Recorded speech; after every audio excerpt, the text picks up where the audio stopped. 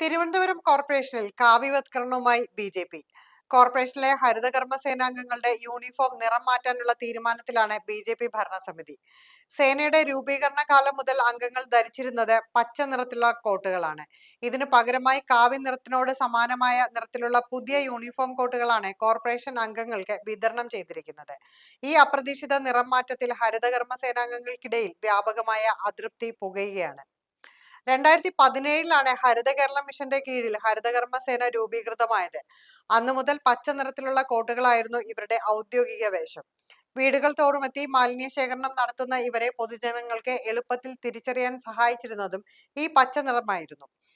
എന്നാൽ ഇപ്പോൾ ഈ നിറം പെട്ടെന്ന് മാറിയതിനോട് പൊരുത്തപ്പെടാനാകുന്നില്ലെന്നാണ് സേനാംഗങ്ങൾ പറയുന്നത്. ബി.ജെ.പി. അധികാരത്തിലെത്തിയ ശേഷമുള്ള കാവ്യവത്കരണമാണ് ഇതെന്നാണ് അംഗങ്ങളുടെ ആരോപണം.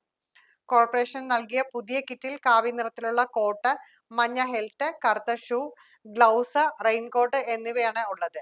തുടക്കത്തിൽ പുത്തൻ യൂണിഫോമിനോട് വിമുഖത കാണിച്ച പലരും ഇത് കൈപ്പറ്റാൻ വിസമ്മതിച്ചിരുന്നു. എന്നാൽ അധികാരികളുടെ കർശന നിർദ്ദേശത്തെ തുടർന്ന് ഒടുവിൽ പുതിയ യൂണിഫോം വാങ്ങിയിട്ടുണ്ടെന്നും ചിലർ അത് ധരിച്ച് ജോലി തുടങ്ങിയിട്ടുണ്ടെന്നും ഹരിതകർമ്മ സേനയുടെ ചുമതലക്കാരനായ ഉദ്യോഗസ്ഥൻ പറഞ്ഞു. യൂണിഫോം കോഡ് നിശ്ചയിച്ചത് കേന്ദ്ര സർക്കാരാണെന്നും അതിനാലാണ് മാറ്റം വരുത്തിയതെന്നുമാണ് മേയർ വി രാജേഷ് പറഞ്ഞത്.